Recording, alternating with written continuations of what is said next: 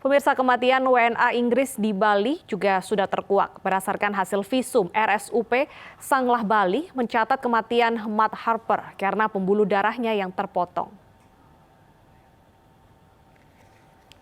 Hasil forensik dari RSUD Sanglah Bali mengeluarkan hasil bahwa Matt meninggal karena pembuluh darah di bagian perutnya terpotong. Dari sejumlah luka tusukan di bagian perut menunjukkan bahwa pisau telah memotong pembuluh darah besar. Sementara itu ada 2 luka iris pada bagian leher dan juga 3 luka rusuk pada bagian perut. Saat ini belum ada keluarga korban yang menghubungi. Sementara media Inggris sempat menyampaikan bahwa kematian Matt adalah upaya pembunuhan.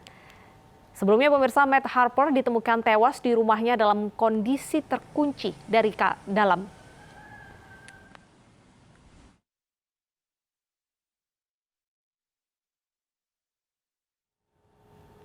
Dan untuk mengetahui bagaimana perkembangan terkini terkait dengan kasus kematian warga negara asing yang berasal dari Inggris di Bali, kita sudah terhubung dengan Kasat Reskrim Polresta Denpasar, ada Kompol Mikael Huta Barat. Selamat siang Pak Mikael.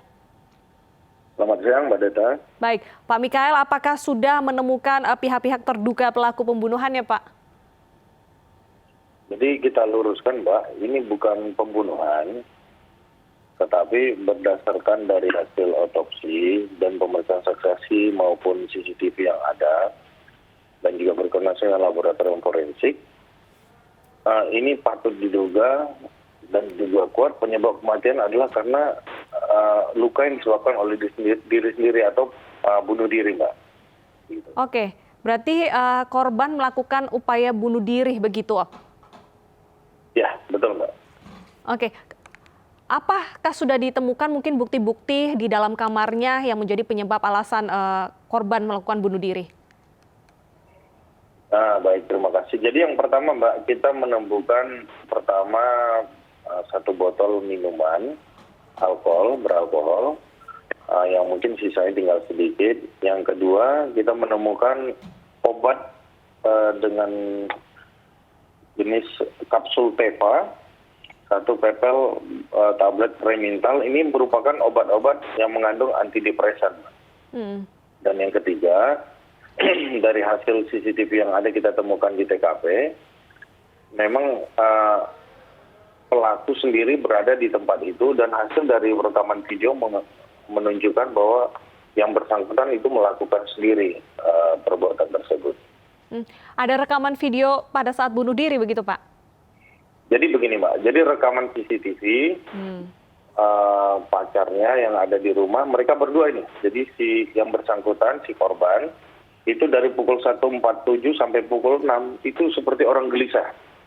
Keluar masuk rumah, keluar lagi, nunggu di teras, keluar lagi ke dekat gapura pagarnya itu, kembali masuk. Terakhir begitu si pacarnya keluar dari pagar, kita pantau dari CCTV, itu yang bersangkutan langsung masuk ke dalam mengunci pintu. Dan untungnya CCTV yang dimiliki oleh rumah tempat TKP, tempat kejadian itu, ada suaranya Mbak. Jadi ada suara terkunci pintu.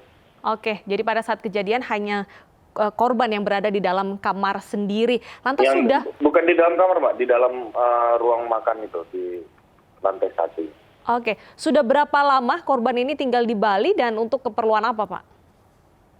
Jadi setelah kita mengetahui ada kejadian ini, kemudian kita mengusut melalui paspor baik visanya. Yang bersangkutan sudah tinggal di Indonesia selama 1 tahun 11 bulan. Bekerja selama ini di Villa Karma, ada di Nusa Dua. Namun di bulan September karena pandemik dia berhenti. Dan sampai sekarang dia hidup menumpang bersama pacarnya, saudari E. Baik, saudari E sendiri apakah juga sudah diperiksa Pak terkait dengan kejadian ini?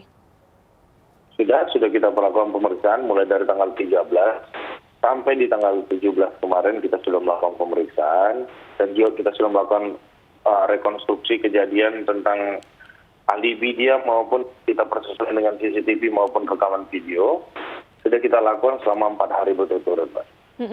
Bapak, kami ingin mengkonfirmasi apakah benar korban sempat dilaporkan ke Polsek Kuta sebelum bunuh diri?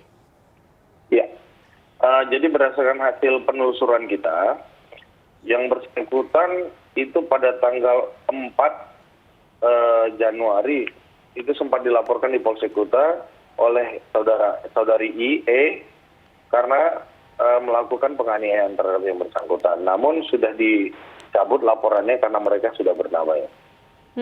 Dari penuturan kekasihnya, apakah memang korban menunjukkan gejala depresi sebelum bunuh diri?